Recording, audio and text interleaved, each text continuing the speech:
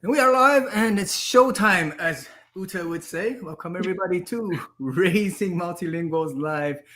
My name is Tetsu Young and I'm really hoping everybody's doing well because I have a little bit of a cold. Eesh. I feel I'm like shivering. And then our guest today, Thomas, has a runny nose because of his cat. And even Uta's computer is sick with viruses. So I hope everybody is doing well. Tell us, Uta, how are you doing? Yes. Hello, Yes. everyone. Good evening. My name is Ute Limacharibold from Ute's International Lounge, and we are welcoming Thomas Bak today as the second time as our guest at Raising Multilinguals Live. I think you were our fourth guest, and now we are at the 58th session of Raising Multilinguals Live. So, Wow. some Wow. way, yes, More than 3 years ago. more than 3 years ago, yes. Goodness. So for those who don't know Thomas yet, I hope it's okay if I just give a very, very short introduction of who our guest is. So Dr. Thomas Bak works at the Department of Psychology, the Center of Clinical Brain Sciences, and the Center of Cognitive Aging and Cognitive Epidemiology at the University of Edinburgh.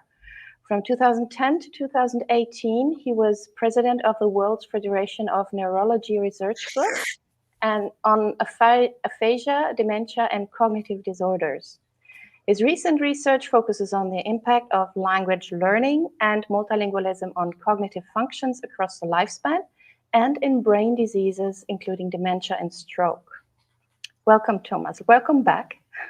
Well, Welcome back. Are you playing it's a word play on his name? okay. Well, so thank you very much for inviting me again. And sorry with my I mean, it's not a cold. I seem to develop an allergy against cats, which is very unfortunate That because is very I really love cats. But that's life. But at least I'm now far away, so we won't have the cat walking over the keyboard, which he loves to do. It's a very intellectual one. Yes. he's gonna type some answers on the Exactly, screen. exactly. On the screen. So you are expert in brain and multilingualism, and today we are focusing on how to encourage our children to love learning languages, and this is actually a neurological approach. But before we dive really into the gist of today's topic, we would like to ask you what got you into studying about brain and languages, because I think the last time we didn't ask you this question. Yeah, well, thank you very much for the question, because if I think about it, it's very usual to start telling, well, whatever I can do, I have to thank my parents. And in this case, I would say the same, but not because of the things they've done well, but of the things they've done badly. So when I was growing up in 1960s in Krakow in Poland, the general view of bilingualism, bilingual, particularly first years, was rather negative. So there was a lot of prejudice, which was shared by professionals. So, my parents were doctors, my mother was pediatrician, so she asked other pediatricians, speech and language therapists, whoever could be considered to be experts, and they all said, oh, no, you should not, expose the child to more than one language. It will get confused, it will get schizophrenic, and so on and so on. That were the usual stereotypes everywhere. Only much, much later, relatively recently, in fact, I learned that around the time I was growing up in Montreal, there were first studies suggesting that, in fact, if anything, there are advantages for growing up bilingually. So my mother was a German speaker. My father was a Polish speaker, but spoke fluently German. So from this point of view, they could very easily have spoken German. And in fact, they were speaking German, but not with me. They were speaking German to hide things from me. So when they started having an argument, they would immediately switch into German to keep me out of it. So I would say this attempt of them not to teach me German made me very interested in languages. Because from early stage on, I had a feeling that languages give you some kind of secret knowledge. You can unlock the secrets that other people are trying to hide away from you. So it's very, very useful. So that was, so to say, this kind of making me curious at the personal family level. But in some way, I would say maybe I should not only thank my parents, but I should also thank the communist government of Poland and, basically the policy of Soviet Union, because they were clearly not very keen for us to get exposed to too many languages, certainly not languages that were spoken in the West. So again, being able to listen to radio in different languages, being able to find out what they were saying, getting information. You could have programs in Polish, which were Radio Free Europe, for instance, which was Wolna Europa, which was sent from Munich, but they were quite badly disrupted. So the communists tried always to kind of disrupt that you couldn't listen to it. So if you could understand in other language, you could get independent information. So again, I would say both the government and my parents were wanting to hide things from me. And in both cases, language was the secret. And just to finish up, in fact, you could even use language as a protest against the government. So, as you can imagine, the communists were not very fond of Latin. Latin was the symbol of the old-fashioned, bourgeois, aristocratic state and so on. Plus, it was the language of the church. So there were at least two reasons not to like it. So we loved learning Latin because learning Latin was a protest against the government. So in a way, I would say maybe the first motivation for learning languages was a motivation, well, in German you would say zum Trotz. I don't know what a kind of good German, good English translation was. So kind of in spite of. Mm-hmm. And, that was kind of keeping with me. I always thought that, languages can give you a kind of secret knowledge of things. Yes, they give you an access to something that for you at that time, the adults wanted to hide from you. So the more they say, don't use it, don't do it, the more you do it. Absolutely. So you see, sometimes you can, in fact, make children interested in languages exactly because you hide them. Oh, yes. Yeah, I can tell. My children were also very keen to learn all the languages that my husband and I would have as lingua franca. And they were very fast at learning. And not only the language, but really also the gestures, to interpret the gestures, intonations, and everything, and the semantics. I know that you had also something about the semantics and pragmatics, right? Oh, yes. I mean, that's a lovely story, because when I was listening to my parents, having an argument, one of the sentences or phrases that came up very often was, sei doch ruhig, sei doch ruhig, sei doch ruhig. So it was usually pronounced not necessarily in the loveliest of tones. No. And I thought this must be some kind of term of abuse. And later I discovered that this, in fact, in German means calm down. Now, if you think about it, calm down is, of course, lovely, calm down. But in which situation would you use the word? Well, of course, when you have quite a controversial topic discussion and so on and so on. I mean, if you sit on the beach drinking a caipirinha with your best friend and you are both relaxed, then you don't have to say calm down because you are calm already. So this is, in fact, again, it occurred to me much later, a wonderful illustration of a difference, what the linguists call semantics and pragmatics. So semantics is the meaning of the word, and calm down, the meaning is to calm down. But pragmatics is the social context in which we use this term, and we use it usually in an argument.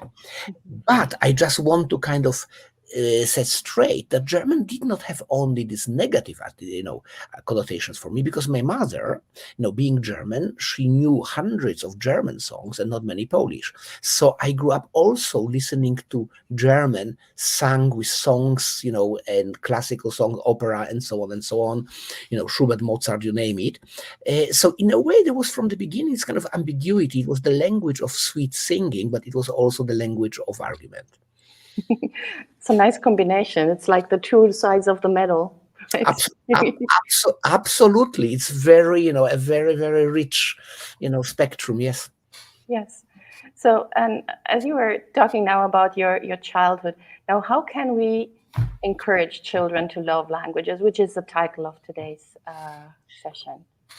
Well, one thing which I think is important, I mean, the first thing is that exposure is important. I mean, in a way, if you never hear a foreign language, then it's very difficult for you to imagine even. I mean, it is foreign. So, how did we hear? I mean, we were relatively isolated in Poland, but as I say, I was at least listening to German. And as I say, I was listening to this, to radio. Sometimes when we even didn't understand anything, it was a kind of nice social game to go through different radio stations and trying to identify which language was that. And, is it, oh yeah, Radio Yerevan, so that Armenian or whatever. So I think I would say generally that children, at least for the first 10 years or so, are incredibly curious. And I really would say that, anything that can boost this curiosity, or at least give the curiosity some food, so to say, to survive. So exposure is important. And then secondly, ideally, exposure also with a slightly positive attitude, that in a way it's not something dangerous. And here I can go back to it was quite interesting. Some years ago, after I published one of my papers on bilingualism, I was listening to Radio 4 in the morning, and there was an interview with a Scottish comedian, and she was telling how, as a child, she went to Wales for holidays with her grandmother, and her grandmother hated it when she heard Wales, because she thought they are certainly saying something about me, and and so on and so on, so they should only speak English. Whereas she, as a small girl, found it quite cool. We are in another language, Boreda, no Swahili, we can, learn how to say hello, how are you, things like this, and which of course made her popular. And then, there was this kind of positive attitude. So here you can have two people going to exactly the same place, not knowing the language, but having a very, very different attitude. In one case, it is, so to say, language is a threat. In the other, language is something really cool. It's, so to say, it is added value of holidays. And these are attitudes which you can observe, in whole societies. And I would say that the natural attitude of children will be usually a positive one. So if they become very hostile, it's usually because of very, very strong indoctrination. I would say generally we grow up, we are potentially multilingual. Our brain is perfectly, suitable to learn several languages. And in fact, if you look in our evolutionary history, practically most societies that we know that are still hunter-gatherer or agriculture and so on, they are highly multilingual. There are some monolingual ones, but it's usually an exception, either because they are isolated on an island or because they are isolated somewhere in a desert, in a place which is very difficult to access. The vast majority is multilingual. There is in fact a rule called linguistic exogamy, that in many communities it is taboo to marry someone who speaks the same language. Now, I don't know if you realize that European Union has a big program to support linguistic exogamy. It is called Erasmus. Namely, one of the, so to say, unplanned but reported effects of Erasmus is that students who go on exchange are much more likely, I think 3 times or so, more likely to marry someone coming from a different country than those who stay at home. So from this point of view, I would say it's not something only for hunter-gatherers. It's for modern hunter-gatherers. So from this point of view, our brain language evolved probably in multilingual setting. We are absolutely able to learn different languages, and that is for me the natural state. So it's not that the different languages are a kind of addition to the normal monolingualism. It's that monolingualism is basically a kind of monoculture which has weeded away all the linguistic diversity, leaving only one. Mm-hmm. Yeah, and multilingualism is normal, right? Or multilingual is normal, like one of the things that you initiated, I think, 5 years ago? Absolutely, yeah, absolutely, because I think we still haven't. I mean, I have to say, mea culpa. Most of my papers on this topic have, like, this and this in bilinguals. I mean, we should, in fact, if anything, for instance, we should not say that, bilingualism delays the onset of dementia. Maybe we should say that monolingualism accelerates the onset of dementia. The natural thing would be to get it later, but if you are monolingual, you will just get it earlier. And equally, multilingualism is not multilingualism that it accelerates the recovery from stroke. It's the monolingualism, which is a risk factor, which makes the recovery slower. So from this point of view, I think we should practically turn the tables and see multilingualism as the normal state of human beings, brain, society, and so on, and monolingualism as something which usually has been imposed by what I would call linguistic deprivation. Yeah, I think it's a very nice thread that we had throughout the talks or the interviews this year, actually, that from the beginning to now, we are in December, that yes, multilingual is really the normal state, or should be.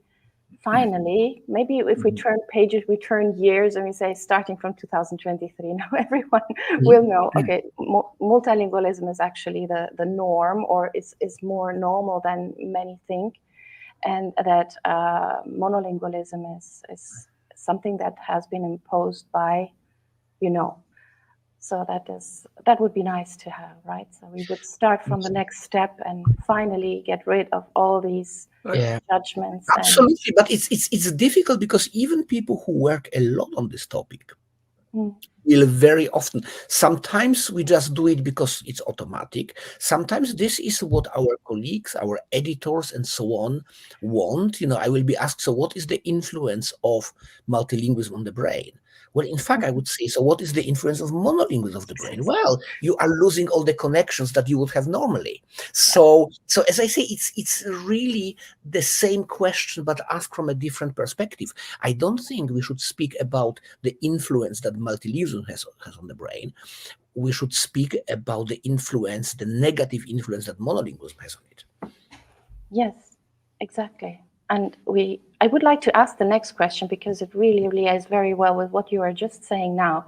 Because when talking about learning languages, what does this mean from a neuroscientific perspective, like you just mentioned now, but maybe you can expand on that, what this means for the brain, and why is it so beneficial, and why is it so normal in the end? Yeah.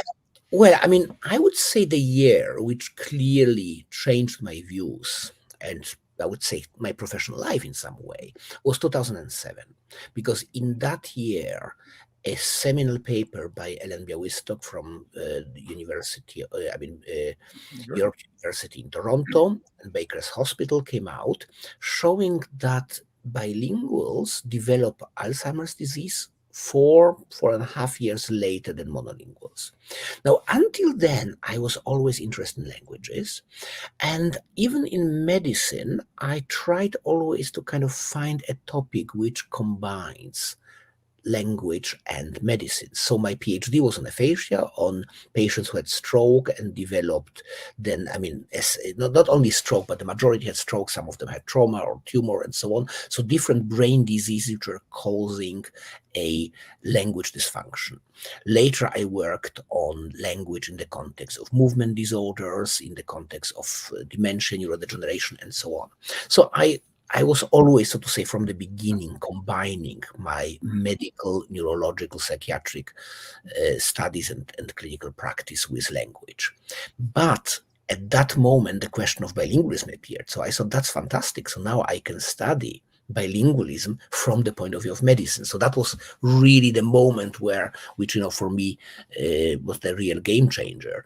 And one of the problems of the Toronto study was that most of the people that they had who were bilingual had some kind of immigration background, either first generation or second generation children of migrants and so on, which in a way is a situation in many countries where you don't have, so to say, bilingualism in situ. So the authors were very cautious and they, tried to control for it. But, you are always as good as the population that you study.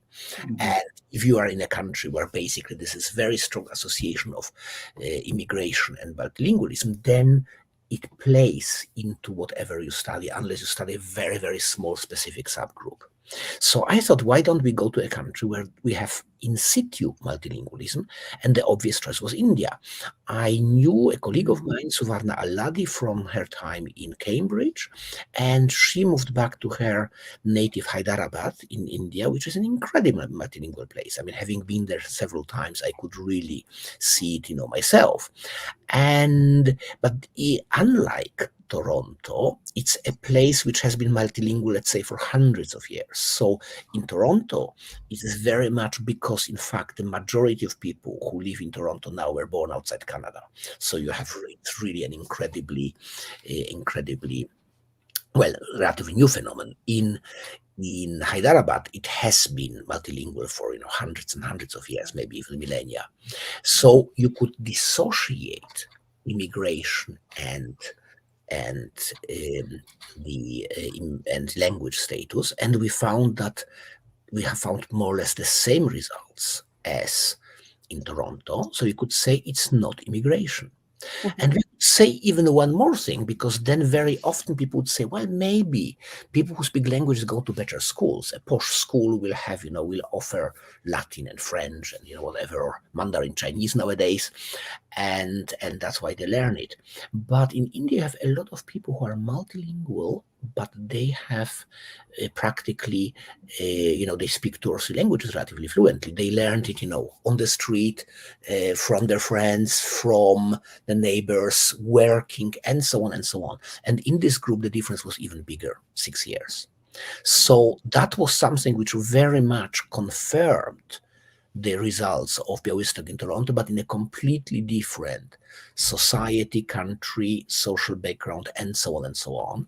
And as a follow-up, Hyderabad has also one of the best stroke registers in India. So we looked at the recovery from stroke and we found something very similar. So basically, similar in an opposite way. So of course, if something has a positive effect, you expect but to accelerate recovery. And that's exactly what we found. So multilinguals recovered cognitively faster from stroke than monolinguals. So we found it, so to say, in both directions.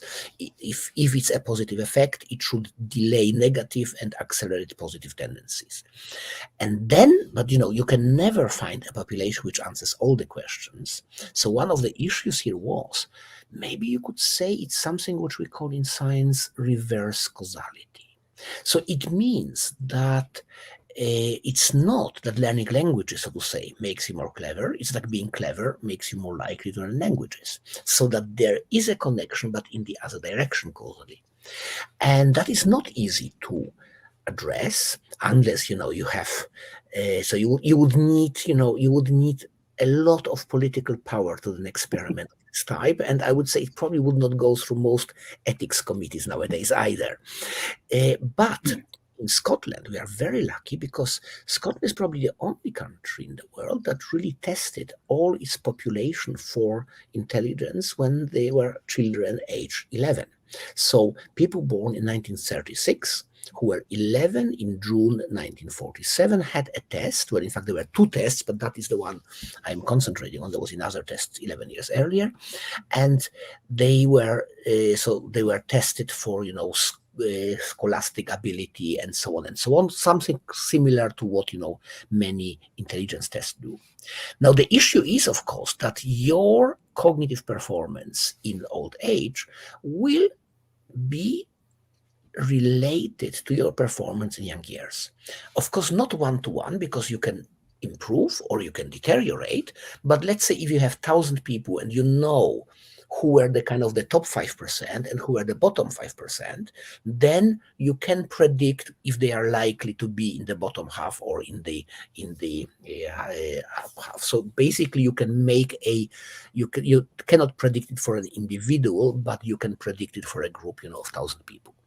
And the results of the tests for individual people were found by a professor in Cambridge, Ian Deary, and that was absolutely a gold mine, because now suddenly it was possible to look at many different things, how different aspects improved or led to deterioration of people's health practically in the time, between 11 and, over 70, which they were then. And what we found was, looking at language, that those who learned another language had a better performance cognitively than you would predict on the basis of the childhood IQ. So that means that there is an additional effect. So yes, it is easier to learn if you are bright, but if you learn it, you perform better. And importantly, that was true for all parts. So even people in the lowest 5%, so it's not that languages are only for the smartest and the others will be confused. People who were in the lowest 5%, they still performed better than you would predict from, so to say, from their original performance. So that means that, learn, and that again, it fits very much into the narrative of natural character of multilingualism, because if it's natural, it's not only for the top 5%, it's for everybody. Yes, absolutely. And I would like to continue now from the neurological part. You were now focusing mainly on the older generation or older people, but it actually reflects also on the younger children. That's to say, what we know about the brain development of young children, right? Mm-hmm. Where Absolutely. I mean, we have now studies practically from all parts of all stages of life. So we have studies from early childhood, later childhood. I was working, on one study which looked at school Gaelic immersion in Scotland. This is, by the way, also one of the very, very important points that I want to stress. Namely, from the point of view of the brain, it is not relevant whether language has a high social prestige or is, opens the doors for business and so on, or is a minority language spoken only by a small group somewhere in a remote area. From the point of view of language, is basically the same. So that means the neurological argumentation is particularly valuable for basically to support smaller minoritized languages. So I mentioned Gaelic because in fact quite a lot of work that I've done in Gaelic, and very often the argument that you hear against Gaelic is, oh well, what's the point of learning language which has only 50,000 people speaking it, maybe 50 to 60,000 who would speak it, describe themselves as native speakers, and all of them speak English anyway. So there is no addition. But I would say if we see language as a point, as a mental training, then this question would be a little bit like saying, what's the point of having any physical exercise if I can drive by car everywhere and and can spend in fact all my time on my sofa and have even the food delivered home? So why should I ever have the idea of getting up from my sofa where basically I can spend the whole time there? Not many people nowadays would say that this is really an ideal healthy lifestyle. So for me, monolingualism is a kind of mental equivalent of sedentary lifestyle. It's basically going for the easiest option, but the easiest option is not the best option. Wow, yes. I really like the analogy there. So if I continue on this analogy, you said learning any language would have these kind of benefits, but I'm sure it's difficult to measure. But what if are we able to see across different languages, the languages that are more difficult, than others, and we would have more beneficial effects.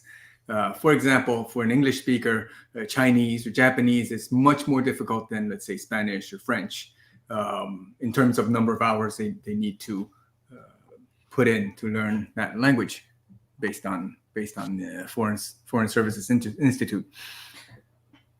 So languages that are much further, that have a much further distance linguistically, could be much more difficult to learn and would challenge the mind a little more. So instead of the car, if it's a closer language, you'd have a scooter. But if it's a very far language, you literally have to run. I don't know. Yeah. Well, it's a very good question, and interestingly, it's a question which is often asked, and there is remarkably little data. It must be very difficult to control for. Exactly. So generally, if there is an obviously interesting question and we know very little, it probably means that it's a relatively complex one. So to start with, the difficulty or even the linguistic distance between languages is not that easy to define, and it can be different from different aspects of language. So let me, for instance, compare two languages which I kind of try to learn now, which I would say, and I had a recent talk, how to love learning languages, which was a Christmas lecture of the Open Studies in Edinburgh, which is now available, by the way, online as well.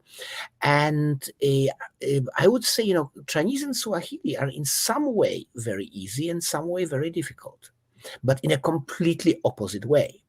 So Chinese, the great difficulty for most speakers of European languages, at least, is the pronunciation. Not just the tones, but there are a lot of sounds in Chinese which are, which will be difficult. The distinction between, aspirated, non-aspirated, or the vowels are not that easy either. So basic, and by the way, that is something which children can learn with relative ease. So I would say, if you have a child, I will go for Chinese first, because phonology is something, and phonetics is something which we learn relatively easy young. Children start producing sounds before they even have meanings, let alone grammar, and other things come later. But on the other hand, if you look at grammar, Chinese grammar is relatively straightforward. So, apart from, small bits like classifiers, which, you can always avoid using a kind of general classifier like, ge, it's like, thingy and so on, but people will still understand it. It's not that terribly difficult. Now, Swahili is exactly at the opposite end.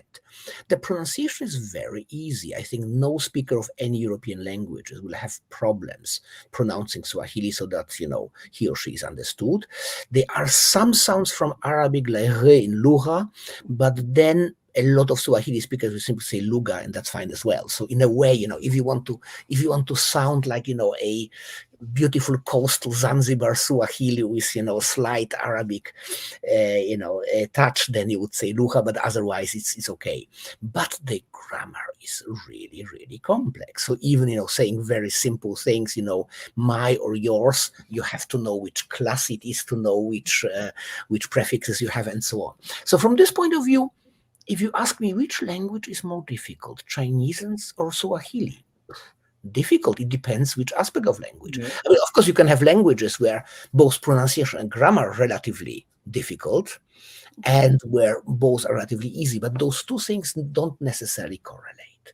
So another thing is that you can have languages which come from different families, but which have a lot of words that come, let's say, from cultural languages that So let's say Persian has no connection linguistically to Arabic. It is a Indo-European language, like basically, Polish, German, Spanish, or English, but it has a lot of words from Arabic that came in. So if you know Arabic, you will understand these words, although they are, the language structure is different. And in European languages, we have a lot of words from Latin, of course. I always say when people, I like asking people, do you know Polish? And then, most of them would say no. And I say, well, I don't know. I'm sure you know Polish, you just don't know that you don't know, that you know. And then I say, so let me tell you some words and guess what they mean. And they say, film, actor, teatr, rewolucja, ewolucja, armia, antypody, antypatia, sympatia, and so on. I could go forever, and you will understand every single word. So, because of course we share this, so that's another thing to pay attention to, because you can have those words which are very understandable, but then to make things even more complicated, we don't really know whether the difference or the similarity is more difficult. Now let me explain. You think that I see. say that differences are very challenging because you have to think in a completely different way. But I would say, when I try to speak Chinese or Swahili, there is no risk that I will confuse it with any of the European languages that I know. So in a way, they are nicely separate in the brain. Now, this year, I mean, as you probably know, one of my favorite non or extracurricular activities is that since last year I am a tourist guide for Scotland, accredited tourist guide, and I do it in different languages. So I started with Polish, Spanish, English, and German, which was all fine. But this year I added Portuguese. I love Portuguese. It's, from the sound, is for me the most beautiful language that I know. So that's lovely. But I can tell you, I mean, if I have a full day in Portuguese, by the afternoon, I am incredibly tired cognitively, because I have to concentrate not to let Spanish words invade my Portuguese all the time, whereas German and Polish words don't do it to the same degree. So that means if you have two languages which are very closely related, you might not have this kind of, excitement of going into a new exotic world, but you have to have your control mechanisms very well, attuned. And I think Ute will know that very well, between, let's say, Swiss German, German, and Dutch, which will be, very, very close. And in fact, there are some interesting similarities between Swiss German and Dutch, where High German would be different. So that could be a challenge as well. So for me, the very, very simple advice I give to people is, learn at least two languages, one which is quite similar to the one and one which is very different, because then you get the best of both worlds. Yes. Yeah, absolutely. Yeah, I can confirm that when I am tired at the end of the day and I have to have a conversation fully in Swiss German now, because I'm living in the Netherlands, so I'm more accustomed to speak Dutch very often. Then I mix with Dutch in between, and with the reaction of the Swiss German other person saying, "What are you talking about?" It's like, I don't even realize what I'm doing. But exactly. Whereas I presume you will not do it so often, let's say, with Italian. No, absolutely no. Italian, Italian and German are my first languages, and that's really no problem at all. But I would like to come back to also the question that Tetsu asked, because listening to what you now said, I try to sum it up, or let's say to find an answer to that, would be for young children, if they are, because they are so quick at understanding and also at formulating certain phonemes. So phonology and phonetics is easier at a young age, whereas the more grammatical part or more structural part of a language is easier, or is what we approach languages when we are more adult, or let's say older. Yeah. Then probably what Tetsu is doing with his children, that he has a broad baseline, if we want to talk about this like this, of phonetics, of phonemes in the different languages. He gives his children a broader variety to build on. So the closer then the languages are, and the more similar the different languages that children learn when they are very, very young, the more difficult it might be to then acquire or learn them later on, other languages that are very, very different. So with Tetsu having Japanese, Chinese, French, English, and Spanish, it gives a great foundation. absolutely brilliant. I mean, brilliant combination. Also, you have languages which have kind of more syllabic and stress structure and so on. I would just so I think that's a brilliant combination. I would just like to add that phonology, I mean, in a way, on the phonetics, I mean, the sound of language is something which starts to diverge first, even if the language, most dialects are characterized by different pronunciation, and maybe later on you will find, also syntactic differences and words and so on and so on. So you could have two languages which are very close from the vocabulary and grammar point of view. In fact, the example I just gave, Spanish and Portuguese, I mean, they sound very, very different. I mean, they sound incredible. I mean, the sound structure of Spanish and Portuguese is almost, I would say, at the to extreme. Portuguese is one of the most complex. I mean, probably about 3 times more sounds than Spanish, plus sounds changing. For instance, like in Russian, whether where a vowel is stressed or not. So you will say O will become U, and so on if it's not stressed. So very, very complex, whereas Spanish is very much straightforward. So I think, it's not necessarily the genetic connection, but it's the type of sounds they have.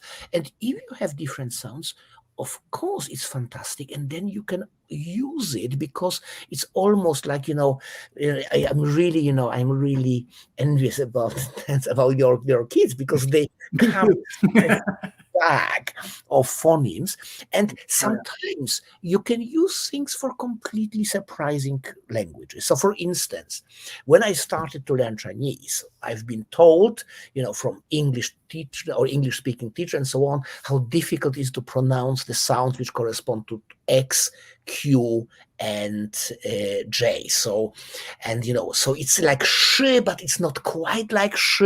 It's like j, but it's not quite like j.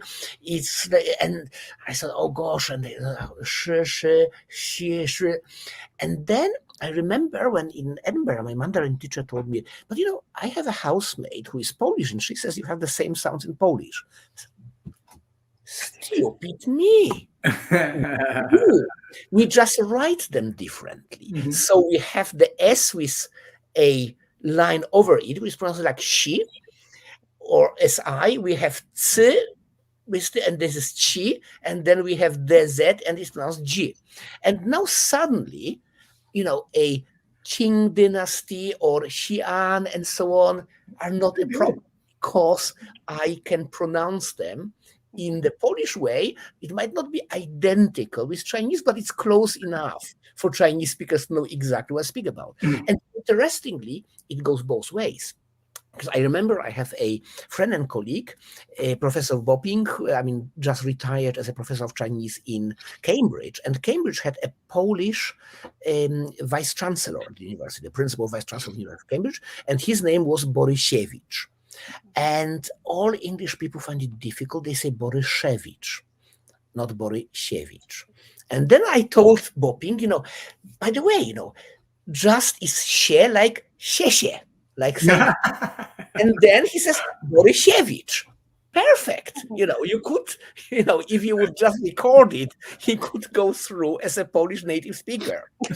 Borysiewicz. So that means you can never know which sounds might be useful in which languages. And the point is, I think that's one of the problems, that a lot of languages are only available via the medium of English. So let's say, simple thing, Duolingo. I was kind of trying to fight against it for a long time, but now friends convinced me, just give it a trial just for fun. But the point is, from English, you can learn like 30 different languages. But if you do it, let's say, from German or from Polish and so on, you have maybe 1 or 2. So that means everything is going through this, because coming back to the sound she, you find a different sound in most German dialects, how you pronounce ich, mich, and so on.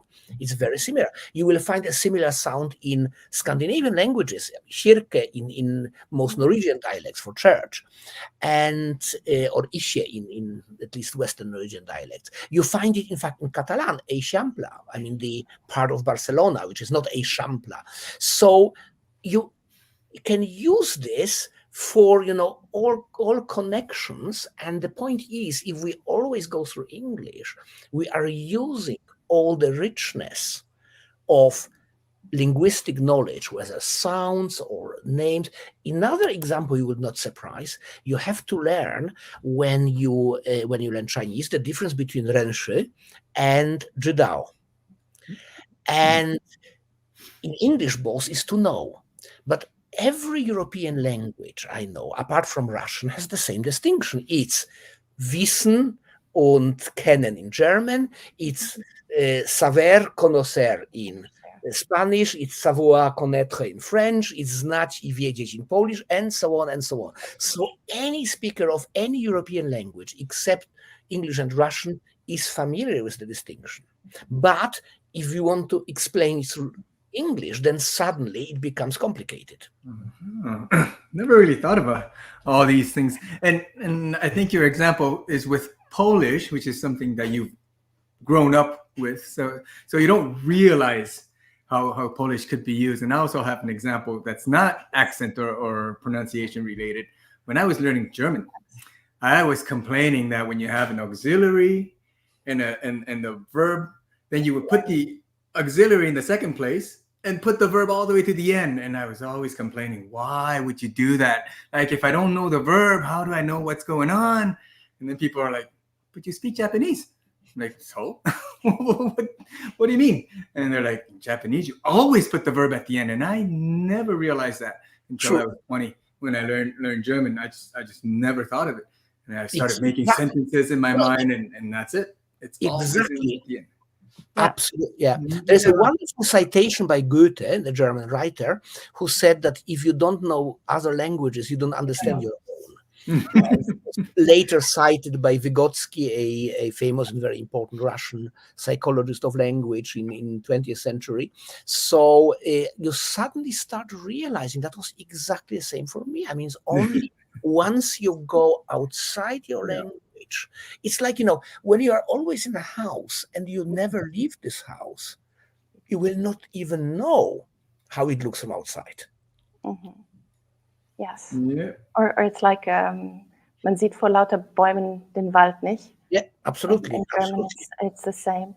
But I would like to come back to the children and how children can get to love languages. I think even just listening now, the last several 10, 20 minutes, I don't know, already gives a gist of what it means to actually transmit, also to model the love for languages. I think this is an essential part that we as parents can transmit to our children, to play with the languages, to see what is joyful to find out, and also to trust the children, because they have this amazing ability to find the patterns of the languages that they are speaking or learning, right?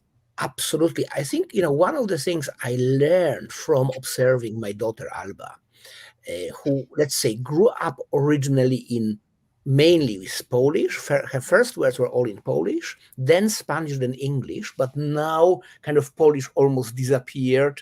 English is clearly dominant, but no, Spanish is at least there. So that also shows it's very dynamic. It can change. The fact that the first words are in the language doesn't mean that, 5 years later or 6 years later you will speak this language. But she was always theory builder. I was always told, oh, well, children do things in an instinctive way and so on, but we adults, we have theories. No, kids have theories. So for instance, when one day when she was doing karate at school, she asked me, Papa, how do you say karate in Polish? I think it's karat. And I say, well, no, it's Japanese words. We also say karate. Why do you think it's karat? And she said, well, tell me a Scottish word that is different from English in Spanish and Polish, not like haggis. So she knows haggis, the famous Scottish delicacy is haggis in every language. So I said, well, Edinburgh, in Spanish is Edimburgo, in Polish is Edinburgh. And then she looks at me almost with a feeling of victory and says, you see, so that means she observed that there is a group of words that finish with a vowel in Spanish, and this vowel is not there in Polish. So that's brought her, so there must be some rule. In this case, it was incorrect, but I would say it was a correct rule, but little bit over-applied. So kids will look for rules. They want to understand the world, and they start to order it. And another one, for example, was I had a German book. I was maybe a little bit overambitious because I wanted to put German into the, equation as well. So I had a nice book about weather in German, and then I was trying to explain, well, look, and then you have, it's quite regular. German is almost like the same language as English, just a bit longer words. So basically, look, Regen is rain. So rain with G, Regen, hail is Hagel. So when you have this G in German, it disappears in English. And then she looked at all these words and say, but grass is still grass. Which was a very good observation, because only intervocalic G disappears and not the initial G arclan. So grün is green, and so on and so on. So all this is just, coming out of curiosity. And the same, favorite books of my daughter in Polish was Kolory, the colors, and the most, I would say, strongest color in most languages and concept is red. So in Polish is czerwony, but it's written with CZ. And then so I said, oh, czerwony, and then she could see it, and she said, so ch is written in Polish with CZ, but in Spanish and English with CH. Which was absolutely correct, because all three languages have a very similar sound ch. Again, there will be slight differences, but I would say you can definitely get away pronouncing it more or less the same in all three languages. But, although it will be probably more aspirated in English, but the writing, in this case, English and Spanish is the same, CH, but Polish is CZ. And that is not surprising from this point of view. When I observed that, when I read that there were studies in America showing that English-speaking kids, when they go to a Spanish-English bilingual school, not only do they learn another language, so to say for free, but their spelling in English is better. So they are better spelling their own language. Why? Because they realize the arbitrariness of phoneme-grapheme conversion. I mean, what my daughter did just from looking at this book, aged 5, was basically formulate a very nice example of the differences in phoneme-grapheme conversion. And that is something you get, as I say, automatically if you have a child knowing two languages at least and knowing the writing. But for monolinguals, it's very difficult, because that's how they often are. And then very often people would say, well, Welsh is so difficult, say English people. Why? Oh, because things are pronounced in different way than they are written. No, sorry, they are pronounced in a proper way in Welsh. Welsh is incredibly predictable. I say for me it's exactly the opposite. When I crossed the border from England to Wales, finally I know how to pronounce places. Because in English, you write Gloucester and you pronounce Gloucester. You write Worcester, you pronounce it Worcester. You can never know how to pronounce it unless you are from the place. But then you go to Wales, and then okay, I mean, you will pronounce as E, and so on, so on. There is only the, initial U can be A or E, but, like Camry and not Kimry. But, this is minimal compared with English. So if you know more than one language, then you suddenly get the curiosity, and then again you start thinking, okay, let's look if I can break the code. If you know only one writing system, then you think that is the writing system for the world. And it's not, yes. So the broader the fundamentals that we lay, the more fun actually we have, and the more, yes, the more access we have to new languages, but also the more knowledge we have, the metalinguistic knowledge we can have, and we build on. Absolutely. I mean, this is a very, very well documented, of course, metalinguistic knowledge. I remember, by the way, another occasion when I was in Turku and in a meeting, and then, the central place in Turku is called Kauppatori. And that sounds kind of very exotic, Finnish, but in fact, both words are Germanic words, and you can find them across whole of Europe. So kauppa is the same as Köben or Schüben, so Kopenhagen, Linköping, but also, one moment, but also, for instance, the English word cheap, the Polish word kupiec, and so on and so on. Tori is the same as tork, targ in Polish, tergu. Whole of Europe, you will find place names with these two elements. Now, if you are monolingual, you just look at it and it looks strange. But if you know some languages, then you think, let's look, maybe there will be something there. And then you know, okay, p, b, f, this is very close related, and suddenly you have this kind of, you can open the magic box. Mm-hmm. Yes, Tetsu, if you agree, I would like to share a bit some comments from those who are following us. And I would like to thank everyone who is following us so patiently, because I just switched over. Right. Let me share that we had Anne Larkins at the beginning. She said hi. And also, then Stephen Williams, who said, I'm learning Persian as I have a colleague who speaks it. Thank you for sharing. It's amazing. Thank you very much for sharing. Yes, and then we have Anna Lynch. Ciao, Anna. This is probably about the brain, the about benefits the of the brain, brain. Exactly. Yes. And then also when she says exactly, find similarity more challenging. So interference. Absolutely. And again, Anna, thank you for the advice. Try to learn both. Very good idea. So both languages, all languages, I would say as many as you want and can. And we have now a comment by Paul Marius. Mm-hmm. I don't know if I pronounce it right. Artificial bilingualism. Anyone tried? Which is actually maybe a little word to go over to the next question that we have. Actually, because we were thinking about this, as this year is all about artificial intelligence, ChatGPT, and everything. So we tried somehow to include it also to the interview today. And this is the question that we wanted to ask Thomas. What is the next frontier in the neuroscience of language learning? AI? Yeah, well, thank you very much for this. I think it's kind of lovely question to kind of wrap up. I would distinguish two ways in which AI can be used in this context. One is as a tool, and the other is as a metaphor. So, as a tool, it's incredibly useful. You can, there are language learning programs and so on.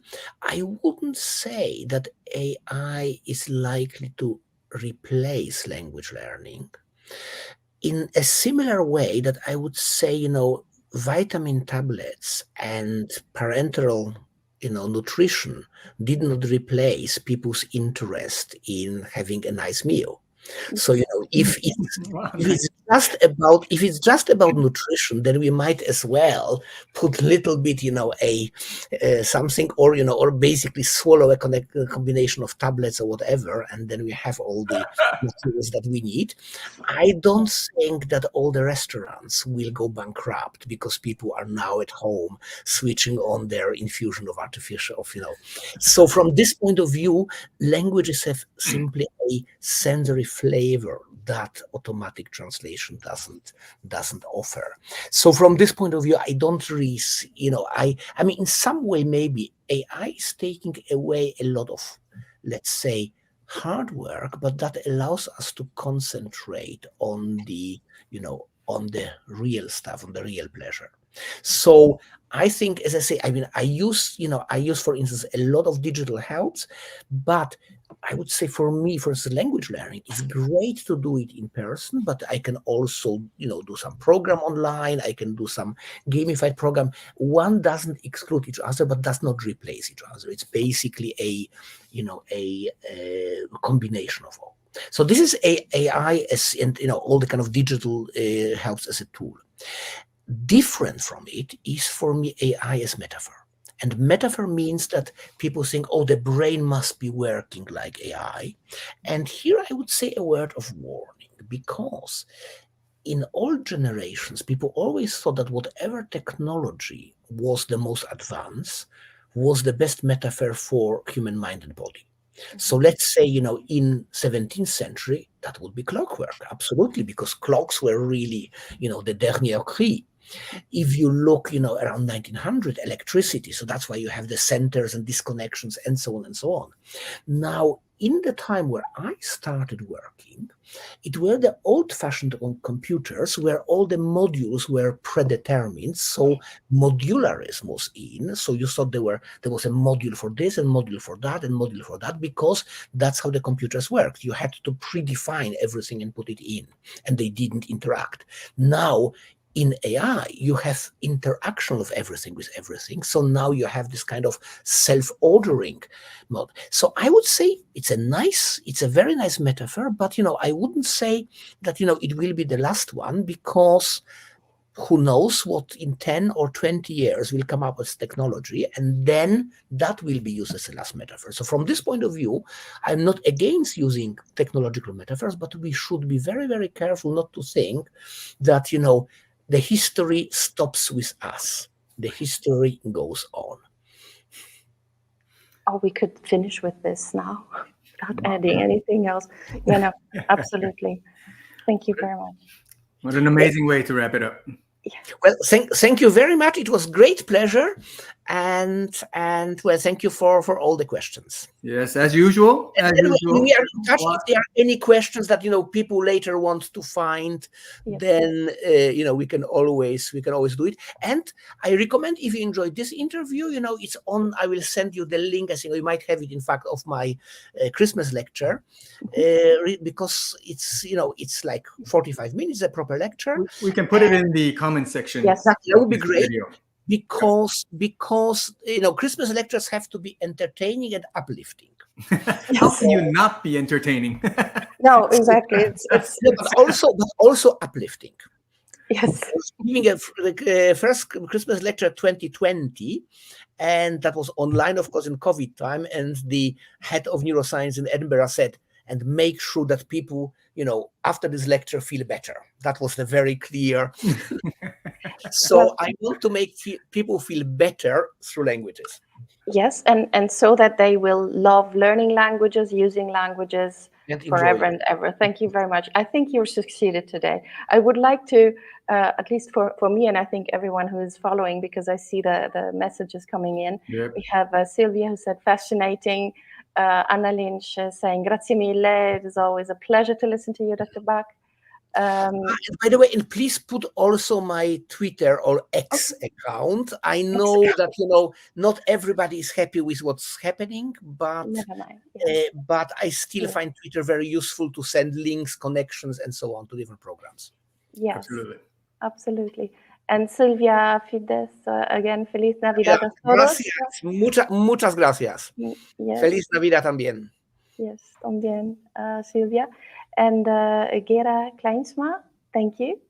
More coming in. Muchas gracias, muy interesante. I think we skipped one here from from Anthony. So thank you. Yes. Yep, we've got lots of folks also watching us on LinkedIn. We are live on LinkedIn, YouTube, and Facebook. So from wherever you're watching, thank you so much for tuning in. Thanks a lot. Thank you, Thomas. Thank you. Another wonderful discussion. Bye. All right. We'll talk to everybody in a month. And have a wonderful, and he's gone. But it's okay. We do want to wrap it up and wish everybody a fantastic holiday season.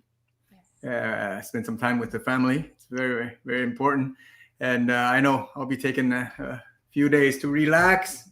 Gonna have lots of friends and family over.